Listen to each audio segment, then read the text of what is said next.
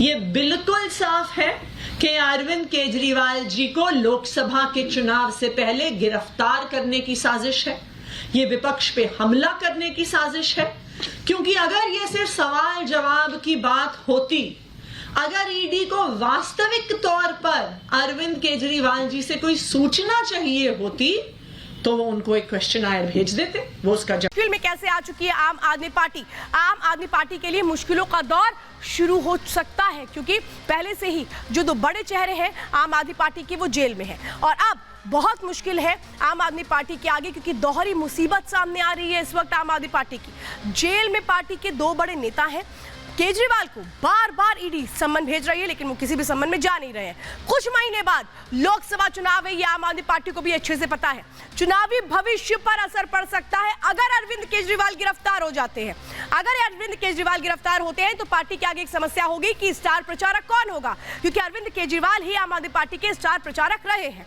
Party किसके चेहरे पर चुनाव लड़ेगी, क्योंकि अभी तक अरविंद केजरीवाल की उस छवि को लेकर के आगे करके चुनाव लड़ा जाता रहा है, जिसमें वो कहते थे कि हम भ्रष्टाचार के खिलाफ लड़ाई लड़ेंगे।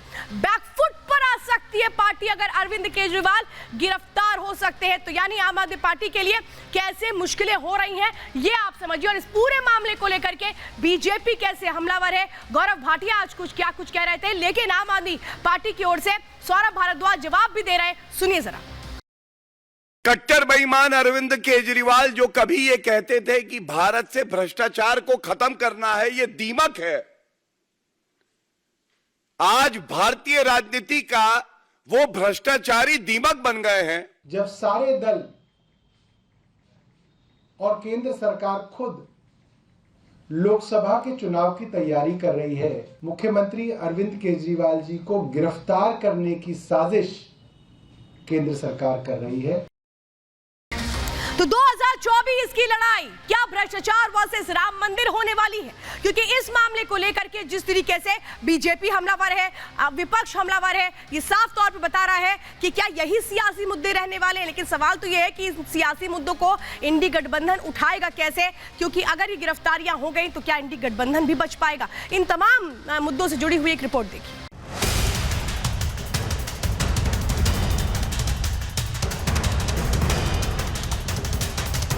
न खाता हूं न खाने दूंगा। साल 2014 में सत्ता संभालने से पहले प्रधानमंत्री मोदी ने भ्रष्टाचार के खिलाफ अपनी जीरो टॉलरेंस वाली नीति को साफ कर दिया था। केंद्र सरकार ने ईडी और इनकम टैक्स डिपार्टमेंट को भ्रष्टाचार पर रोक लगाने की स्वतंत्रता भी दी, लेकिन भ्रष्टाचारियों को इन एजेंसियों की कार्रवाई से खासी परेशानी हो रही है। जैसे जैसे लोकसभा चुनाव नजदीक आ रहा है, सियासी फिजा में राजनीतिक जंग भी रफ्तार पकड़ रही है। नए साल के पहले हफ्ते में ही देश के दो राज्यों के सीएम पर गिरफ्तारी की तलवार लटकने लगी है। दिल्ली के सीएम अरविंद केजरीवाल और झारखंड के मुख्यमंत्री हेमंत सोरेन ईडी के समन को राजनीति से प्रेरित बता रहे हैं। ये बिल्कुल साफ है कि अरविंद केजरीवाल जी को लोकसभा के चुनाव से पहले गिरफ्तार करने की साजिश है। ये विपक्ष पे हमला करने की साजिश है। झारखंड के सीएम हेमंत सोरेन का हाल भी केजरीवाल से जुदा नहीं है। ईडी हेमंत सोरेन को अब तक 7 बार सम्मन भेज चुकी है। कयास यह है कि सोरेन को जमीन घोटाले और मनी लॉन्ड्रिंग मामले में कभी भी गिरफ्तारी की जा सकती है। यही वजह है कि जेएमएम अध्यक्ष अपनी जगह पत्नी कल्पना सोरेन को सीएम बनाने का दांव खेल सकते हैं। लेकिन आज हुई बैठक में तस्वीर साफ नहीं हो सकी कि क्या जेएमएम के नेतृत्व में बदलाव होगा या नहीं। किसी को डरने की जरूरत नहीं है। जैसे सरकार चल रही थी वैसे ही चलेगी। सभी ने माननीय मुख्यमंत्री जी के बारे में कहा कि आप हमारे नेता थे, अभी हैं और आगे भी रहेंगे। 2024 में भी आप ही नेता रहेंगे और हम लोग साथ में मिलकर काम करेंगे। लोकसभा चुनाव से पहले ये दोनों मुख्यमंत्री अगर ईडी के शिकंजे में फंसते हैं तो इंडी गठबंधन एक बार फिर बैकफुट पर आ जाएगा। जहां सीट शेयरिंग पर पहले से ही तनाव है, वहीं दो मुख्यमंत्रियों पर भ्रष्टाचार का आरोप लगना विपक्ष की मुश्किलें बढ़ाने वाला साबित होगा।